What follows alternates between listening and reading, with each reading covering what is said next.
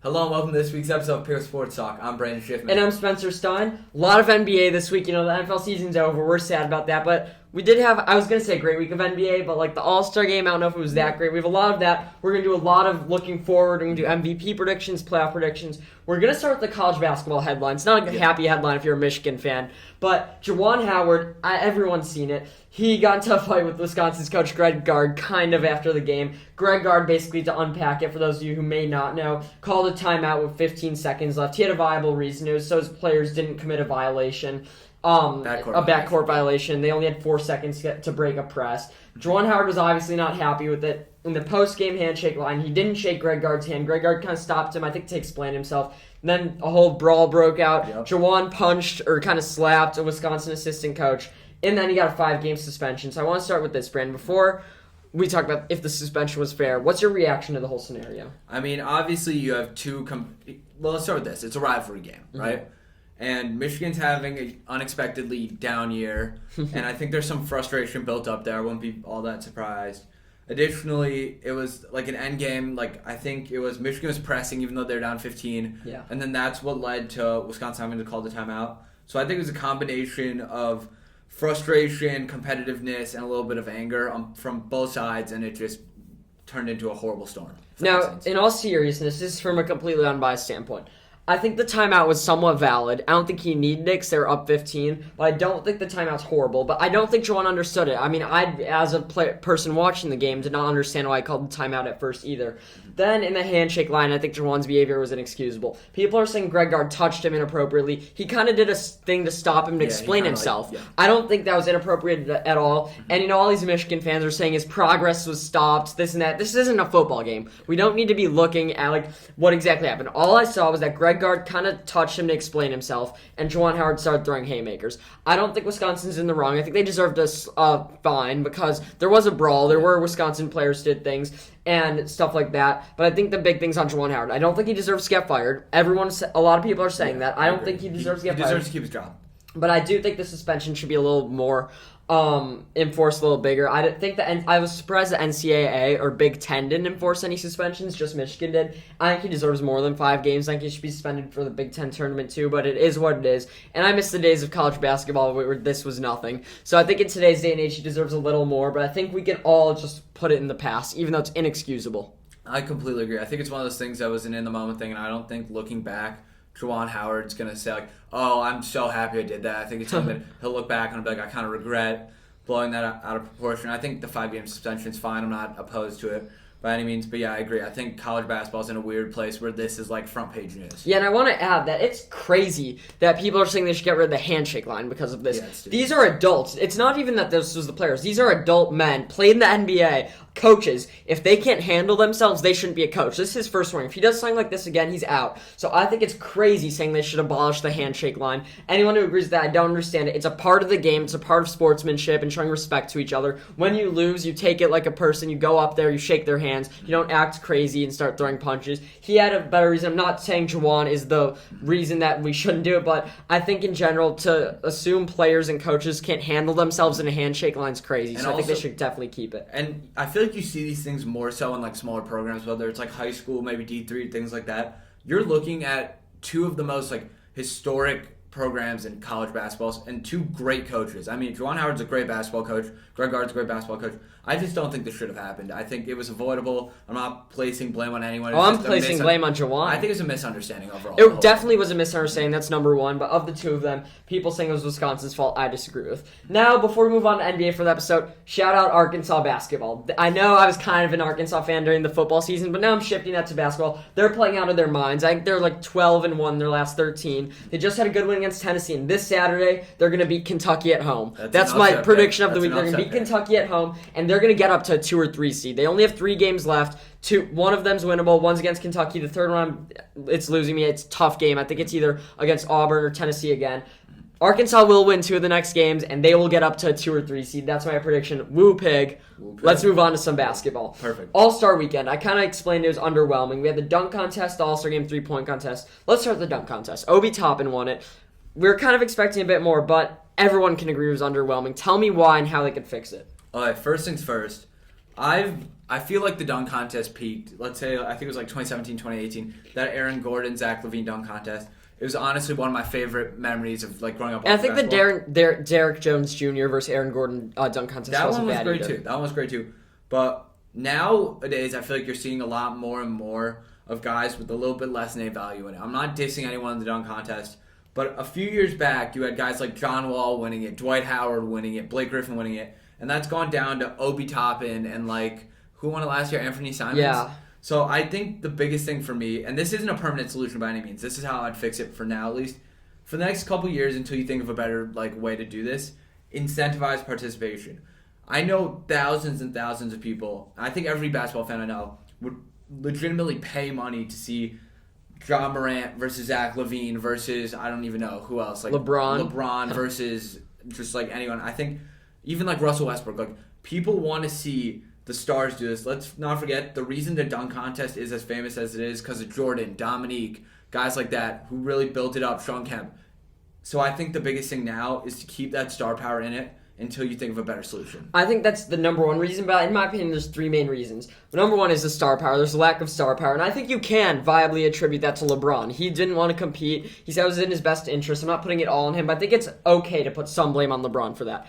I think there's two other reasons that go hand in hand with it. Number two is innovation. There have been so many dunks over the years, how much they're left. Like we see a between the legs 360 and don't think it's that much anymore. So I think it's the innovation that needs to excite again. But the third one is the format. The reason this dunk contest sucked, I was texting you during it. Cole Anthony took, 2 minutes to tie his Timbs. To tie his Timbs. Yeah. Then Jalen Green took 9 attempts. Yeah. Like, we were texting back and forth that ruined the dunk contest. Not exciting. They need to change the format back to having 30 seconds or just 3 times to actually run up. That needs to be changed. Obviously, more star power. I don't know how they can fix the innovation. An interesting idea might be making it non-NBA players. I know this sounds crazy, but having a countrywide competition where dunkers from the streets come and do it. Something big needs to change. I don't think I'd watch it that much if it wasn't NBA players personally, but something needs to change, and we are headed towards the dunk contest becoming obsolete, no one watching it being removed. So those three things, we need more innovators, more stars, and new format. Mm-hmm.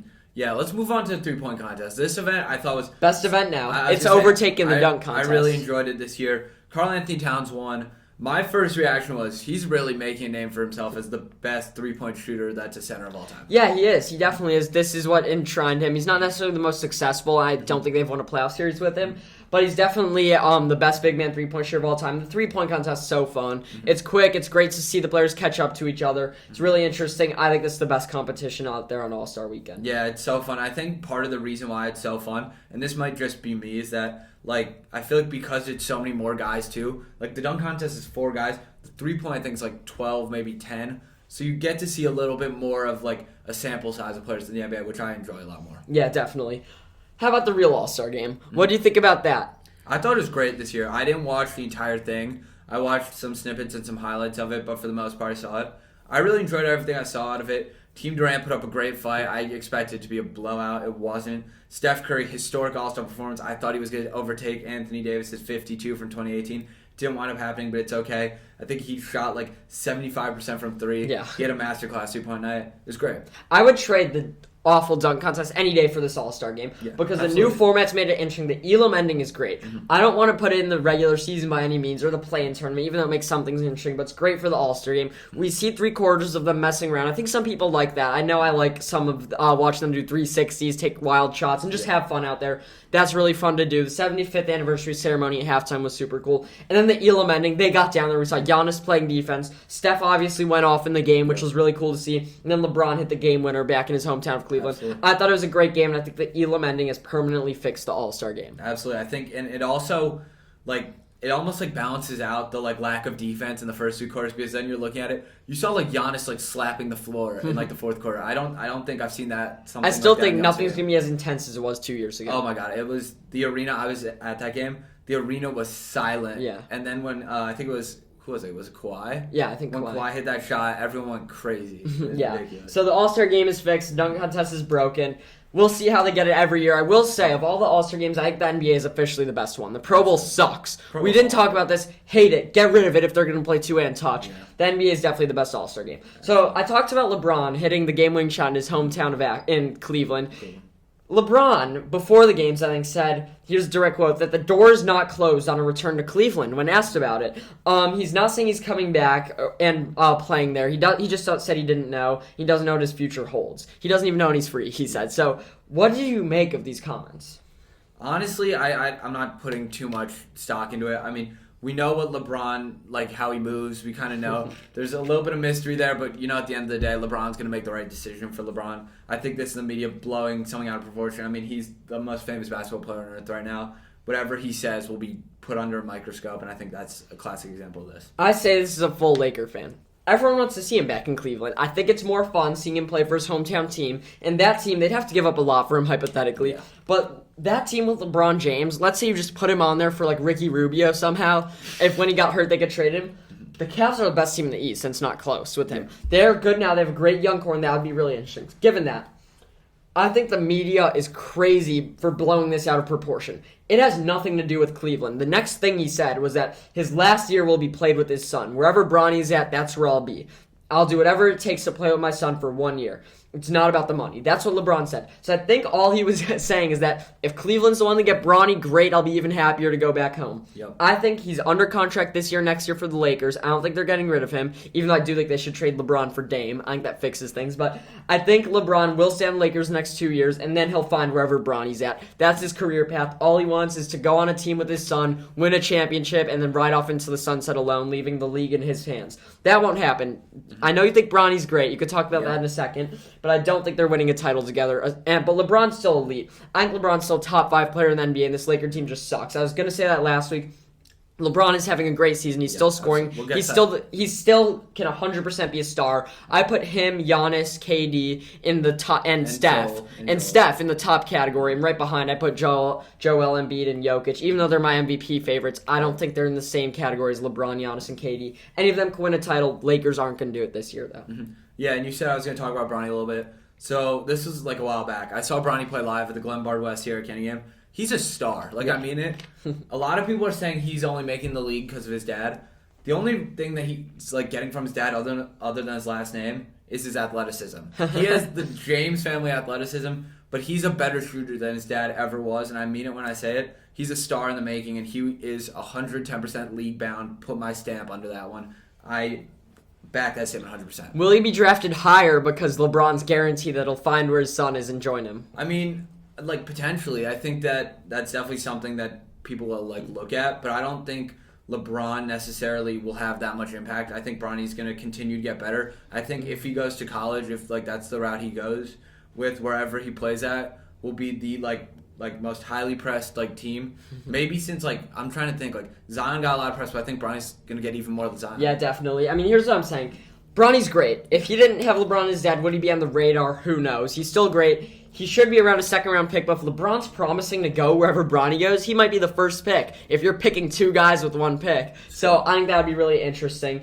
Let's move on to 2 kind of non-NBA to 2 more NBA headlines from the All-Star weekend, not related to the All-Star game. I want to start with Zion. Yesterday, J.J. Redick went and said that Zion was had a pattern of bad behavior with the Pelicans. He hasn't reached out to C.J. McCollum, who's going off for the Pelicans. He hasn't reached out to him since he got traded there. He's off training in Oregon. He's going to get a second foot surgery maybe. So what is wrong with Zion, in your opinion? So I think J.J. Redick's exact quote was Zion's a detached teammate.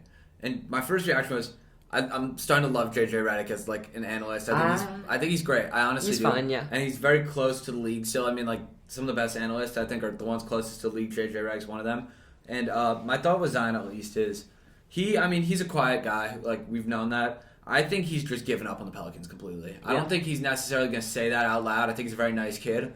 But I think he's just done with it. And I want to interrupt you for a second here. That's not okay, I think. I think Zion needs a piece of humble pie. How about that? He's been in the league. He's sat out most of his first year. Second year, he was good. He was an all-star. This year, he hasn't played at all. I don't think he's proven enough to be able to force his way out of a team. I think it's crazy that he's doing that, and that just shows today's NBA. James Harden has kind of created that mentality. He was good enough. He's much more proven. I think he's proven enough to leave for Brooklyn. I think leaving the next season raises some red flags, but it's fine. Brooklyn wasn't fit. He wanted to be in Philly with Morey the whole time. Zion's not James Harden. Zion was a one-time All-Star. He cannot think he's good enough to leave. Even if he doesn't want to be in New Orleans, he should have to prove himself one more year. And I think New Orleans should take a stand and not trade him until he plays for them one more year. Obviously, he doesn't want to be there. I wouldn't want to play for the Pelicans. Yeah. But it's this bad teammate kind of label is going to float with him for a couple years now. He needs to reach out to CJ, needs to make his back, and I think he needs to play for the Pelicans one more year. And I would say a good retaliation for the Pelicans would be a trade him for nothing, but who does that help? Then Zion gets his way, and the Pelicans get worse. I think they need to hold on to him and show up that if you're 23 and you've had a one-time All-Star. You've played, I think 82 games in your career. Maybe. Yeah. You cannot force your way out of a team. This is horrible for the NBA. And Zion, as much as I do like him, I like watching him play, and I don't think he's done, like a lot of people are saying. Yeah. This is not okay. And although I'm very much pro-player, in the NFL specifically, I think the players deserve to have much more of a say in where they go, stuff like this. I'm pro-player, what's the word? I'm forgetting it, but I don't think Zion is at that level. Yeah, I agree with that. I think Zion, let's be real, he took the league by storm. He was the most famous college basketball prospect in decades, you could say. So I think a lot of that, I don't want to say it got to his head, but I think a lot of that made him feel that he didn't deserve to wind up in New Orleans. I think we all know he wanted to go to the Knicks, but this isn't fair to the NBA. This isn't fair to him because he's going to look back on this and probably be like, why was I doing this? Because it's going to only tank his value. And it's only taking away from his prime. The rest looking for his empowerment. Speaking of player empowerment, CP3 does a lot of that. Yes. He ran the NBA PF, or he was the vice president, whatever. He sadly got hurt. Yeah. He hurt his finger. We've seen him hurt, I think, his finger and his wrist on the same hand 3 times. It's made him lose tons of time. And they said they'd reevaluate him in 6 to 8 weeks. Mm-hmm. Although that doesn't seem like long, 6 to 8 weeks, that's you, right up that's to the playoffs. Yep. He did play in the All-Star game with basically one hand, got 2 minutes, missed a layup. Mm-hmm. Are the Suns doomed without Chris Paul, though? Honestly, I mean, it's huge. You're taking away a top tier. Honestly, the stats aren't they don't jump off the page. But he's a first team All-NBA guy, maybe second team. He's one of the best guards in the league. You're taking that away. The team's obviously going to struggle. But I think Devin Booker is one of those guys who's going to rise to the occasion, and everyone's going to fill in for his role. And I don't think they're going to be as down bad as people think they are. Without Chris Paul, they're a first-round exit. I'm going to say it. Before this injury, I said the Suns were my favorite in the West. I argued them to be better than the Warriors. Since Chris Paul's gotten there, they've been elite. Last year, they went to the finals. Before that, they were nothing. I'm not going to say that they're the same team as before. Mikal Bridges has stepped up. Ayton stepped up. And Booker is just as good, if not better. But they need Chris Paul to win, period. There's no other argument. I think he can return. He can be himself. And they could still make it. But this alone has made me not think they're the favorites anymore. They need Chris Paul. And I don't want to spoil my MVP list. But Chris Paul's only not even averaging 15 points a game, and he's in my top 5 for MVP. How about that? He's ridiculous value. The fact that he's doing that while not averaging that many points a game shows a lot. I think the Suns are no longer my favorite because of this injury. Even though he can return, the Warriors now provide more of a stable idea, and they are going to lose in the first round if he's not there. I'm going to be the one to say it. They definitely can win, but they are not top-tier competitors without Chris Paul. I slightly disagree with that statement. I just think they have enough guys who will step up to a point where I think that they can cover for him in his absence. But you're right, they're not the same team without him. By any means. So I just said I don't think they're top-tier competitors without him, but they might get him back. So let's get into a new fun segment. Me and Brandon, going into the second half of the season, are going to give our tier list. There's 5 tiers. Yep. Title favorites, potential contenders, playoff teams, play-in teams, just teams that are borderline play-in, and see you in the lottery. Yep. So Brandon, let's get to our tier list. We will be ranking them in each tier, top to bottom. So, Brandon, I want to start with your title favorites tier. You still have the Suns number 1? Yeah, so right now I have the Suns number 1 with the thought that they are pretty far ahead right now. So, they're 6.5 games ahead of the Warriors. And the Warriors are second team in the league, not only their so the Suns have a little bit of cushioning, so I think that'll provide them enough time to figure it out going into playoffs. And I think that by the time they get Chris Paul back, or I'm assuming they're getting Chris Paul back, because without that, who knows where this list would go. By the time they get Chris Paul back, I still think they're going to be at the top of their game. And Chris Paul is one of those guys who's competitive enough to a point where I think he'll come back by all means necessary. And I'm just really loving what I'm seeing out of them. They still have my number 1 spot for the time being. So what's the rest of your tier list for title favorites? Yeah, so number 2, you'll see here. I'm kind of going by projects here, if you will. My number 2 are the Philadelphia 76ers. I think that Joel and James Harden have Shaq and Kobe potential. I mean, they are so good, and I hope they work out because that's why they are where they are right now. For me, next team, Bucks. Do I really need to explain it? Giannis is just a demigod. I say it like every other episode now. My next team, the Warriors, I think they're great. Don't get me wrong, they're great. But I think a fully healthy Suns team beats them. My last team, the Brooklyn Nets, I don't know about them, but I feel like it'd be disrespectful to have them anywhere else but title favorites, being that they have, in my opinion, the best player in the world. Yeah, I'm not going to lie, Brandon. You're a great friend. I love you being a co-host on this podcast, but your title favorites tier list is horrible. Here's why. We were just arguing, I think the other week, about Suns versus Warriors, who's better. I said the Suns. The Warriors were right there, though. The way I see it, even with Chris Paul, the Warriors have a higher ceiling. If they're all playing at their tops, they can get up there and have a higher ceiling. Chris Paul? The Warriors, even with the Suns not having, even if the Suns do have Chris Paul, the Warriors have a higher ceiling, and I think they can achieve that.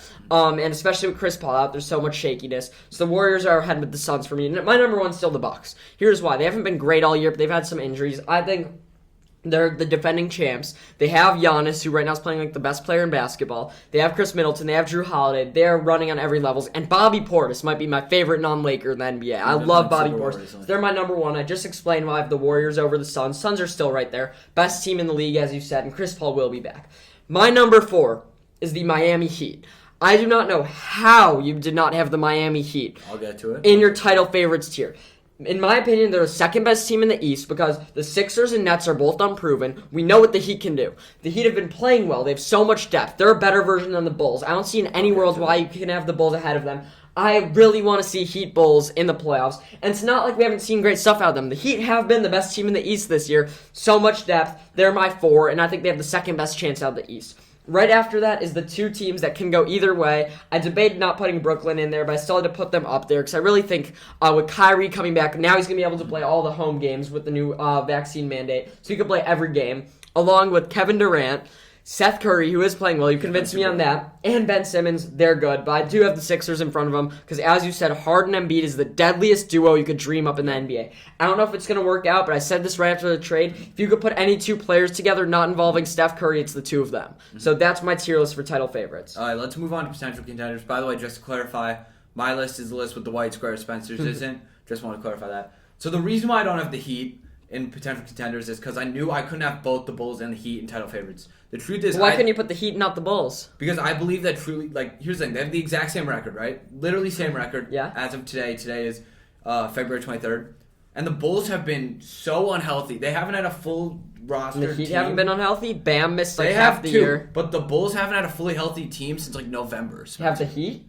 Yeah, I believe so. The Heat have had Kyle Lowry, Butler. What I'm saying Butler's missed some games. Lowry missed half the season. Yeah. I think that what they are right now is, you could say that the Heat have a higher ceiling because they have more experience, but what I've seen out of the Bulls and Heat has been similar, and I feel like the Bulls have been less healthy, but when they've come together as a complete team, the Bulls have looked slightly better than the Heat, but I have them at the exact same tier. Have they, though? Yes, they have. I have them at the exact same tier because I see what you're saying, and I'm accounting for that. So what I'm saying is the Bulls and Heat right now are neck and neck, whereas the other teams in this tier might not be. My next team in this list, the Utah Jazz, I'm super high on them. I just don't know if I can see them really winning a title with their core right now, especially after losing Joe Ingles. I still think they're a great team. They're a super team-oriented team, but I think a lot would need to fall into place for them. Same thing with Denver. Jokic is great, but their record isn't even that good. I think right now they're the 6th seed in the West. That's not great. I think towards the end of the year they'll figure it out. My next potential contender, the Grizzlies. The great team. Desmond Bates himself. It'd be a dumb move to not call us contenders, but they're too young. I think they're a few years out, but I think they are a great team. Yeah.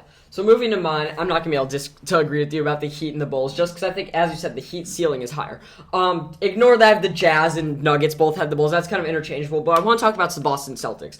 It is insane to me you don't have them in potential contenders. They have won, 9 of their last 10. They're looking great. I don't trust this system at all, but ESPN FPI has them as the favorites out of the East. I don't agree with that. But the Celtics have looked good. Jaylen Brown, Jason Tatum, the duo's coming together, and Derek White, who they trade for at the deadline, is a difference maker, and you can't convince me otherwise. I agree. He's averaging 12 points a game for them. He's their main guard now, and everything's kind of coming together. The Celtics, for me, are right there with the Bulls, and the Heat are definitely above them. And if you can argue for me that the Bulls are above the Celtics, I can take that. But the Celtics have to be in this category. They're definitely contenders. The Bulls are right behind them. I will say, Although it seems like I'm a Bulls hater, it's just because you're overhyping them a lot. The Bulls are a good team. They can get it together, and I think I'm not counting them out for an Eastern Conference Finals run. I just don't see them beating the Heat or the Bucks, especially if the Nets and Sixers are there. Who knows? If their matchup is bad, they could lose in the first round. I just have more trust in the Celtics. The other three Western teams, Jazz, you mentioned on a lot. Donovan Mitchell's great. Yeah. Nuggets have Jokic. Right now, I think the MVP frontrunner, in my eyes at least, we'll get to that in a minute. Yep. And Ja Morant's playing out of his mind. And even without Ja Morant, they have a winning record by a lot. Dylan Brooks insane. Desmond Bane's really showing himself. Definitely. Even though Desmond Bain, by the way, didn't play well in the three-point contest. So that's my next tier. Let's get to the lesser tiers. I want to kick it off. Playoff teams. I only have 3. Cleveland Cavaliers, Dallas Mavericks, and Timberwolves. These are all teams that will cemently be in the playoffs but won't make it out of the first round. Cavs are good. There's no world they win a title or get there. They could win a round maybe. Same with Dallas, same with Minnesota. Dallas I really don't like. I would have think at the beginning of the year they'd be in contenders, but now they don't have much around Luka. Even though Luka's great, they just don't have the pieces to win a title. Same with the Timberwolves are good, but they're not winning. Mm-hmm. Yeah, I like your list a lot. I'll defend my Celtics take because through this right now in this moment I do have them above the Mavericks, but I think it's close. You made a couple excuses before you even listed why the Celtics were good, and that's what I fear with them. I think they're a great team, and they have a lot going well for them. But before they won the 9 games in a row, people saw them as like a fringe playing team. That was pre-Derek White. I'm just seeing a lot of recency bias with them. I think they're great. I think they have great players, but I don't think this year is their year. I can't see it happening. I agree. And I don't like the first-year coach situation, and the front office is still kind of a mess. I feel like it's a lot to put on a team like that. I think they're great. I just don't think that this is their year, and that's why I have them as a play. I just think they have a chance. That's all I'm saying. I'm giving them a chance. I'm giving them just as good of a chance as a team like the Jazz, a team like the Nuggets, a team like the Grizzlies, and even a team like the Bulls. I don't think you could say. I think the Bulls have a significantly better chance. I'm not. Here's what I'll say.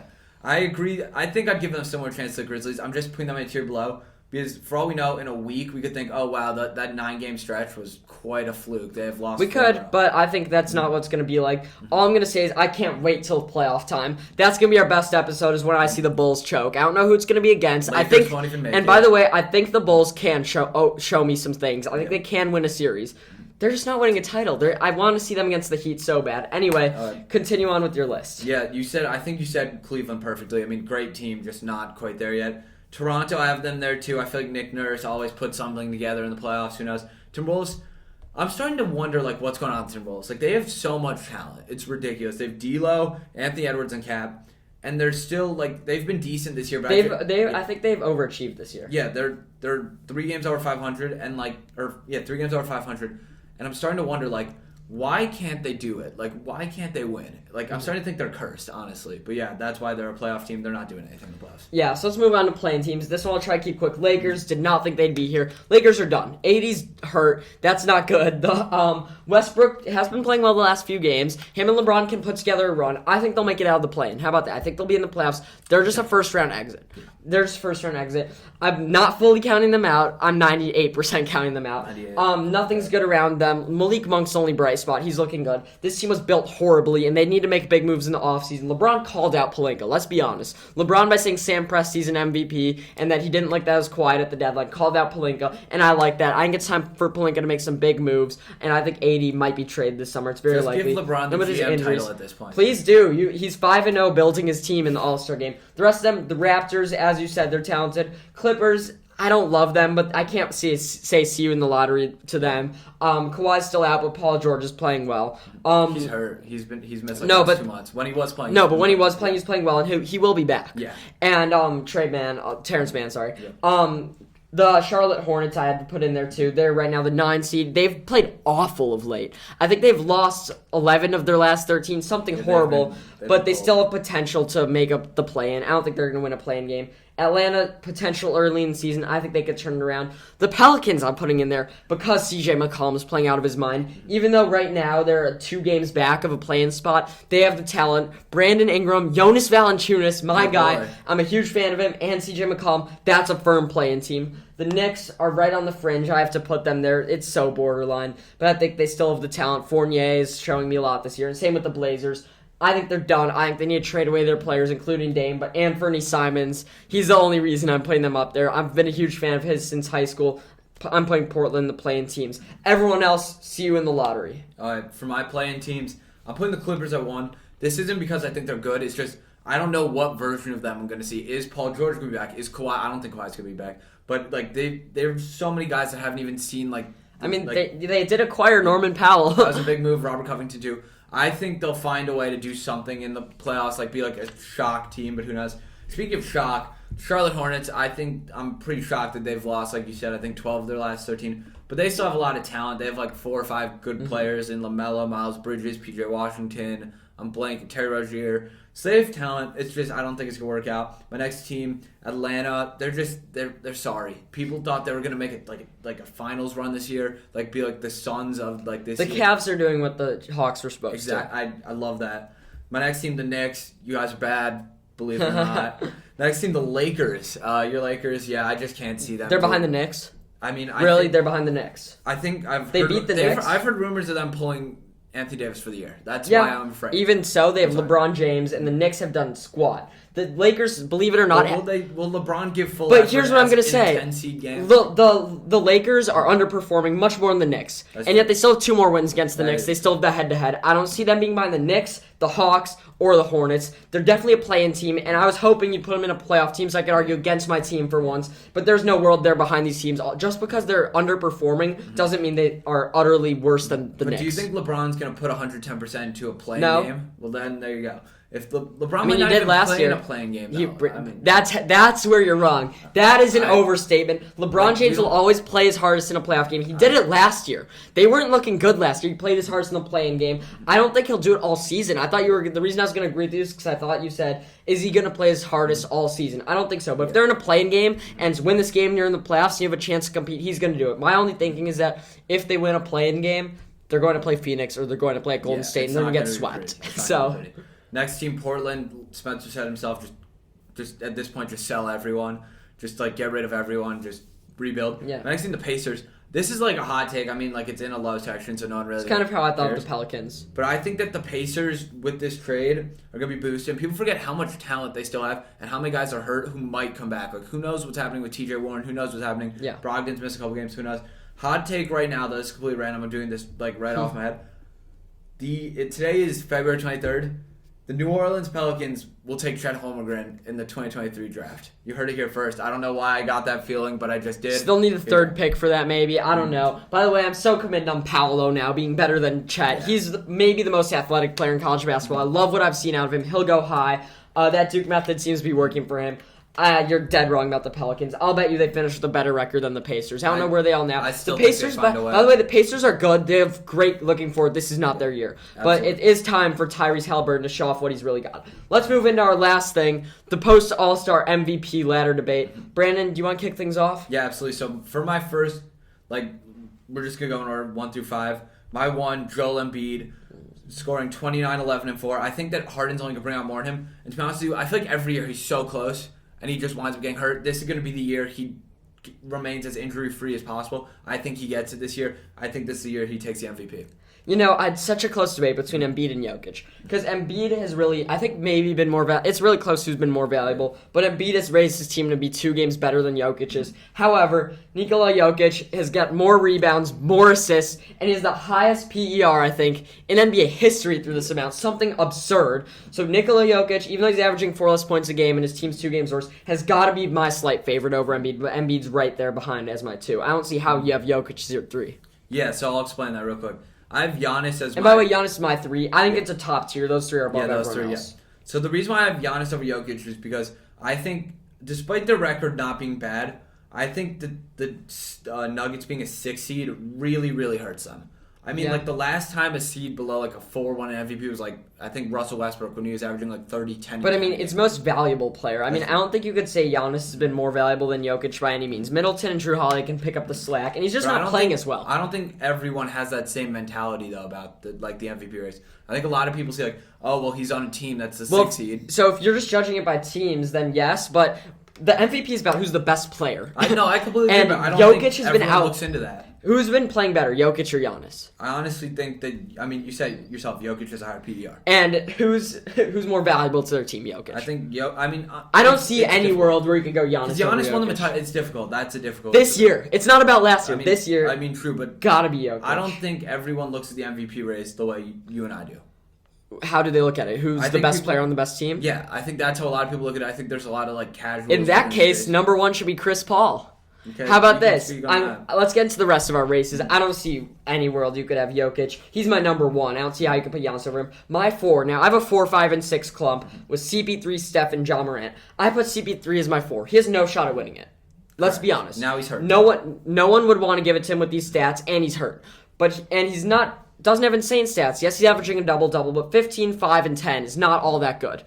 But he is so valuable to the Phoenix Suns. He's turned everything around. They win when he's there. They're the best team in the league by far. That's why he's my 4 for that reason. He's the most valuable player on the best team by far, and he's really turned things around. So Chris Paul's my 4, even though Steph and Ja have been better. The reason I put Steph Curry above Ja Morant is because Steph, first off, was the front runner until about January. And second off, that the Grizzlies are great without Ja Morant. Even though Ja's been playing just as well, if not better than Steph, he's not been as valuable, and he's also missed a lot of games. And I think you really need to play a lot of games, in my eyes, to be MVP. So that's my top 6.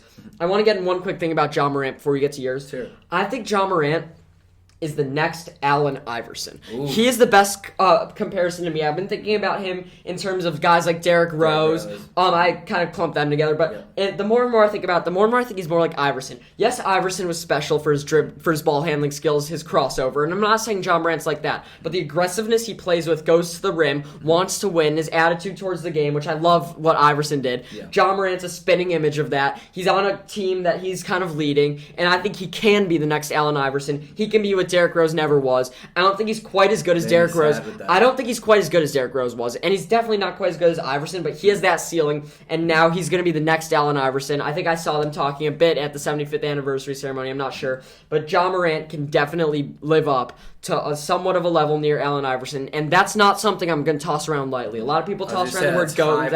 That's high praise. That's how good Ja Morant is. Yeah, speaking of Ja Morant, my 4 is Ja Morant, averaging 26, 6, and 7. There's something about seeing a point guard that just has that type of swagger, like you said, Allen Iverson. That's the Iverson in him. But I'm loving that. My 5 has to be DeMar.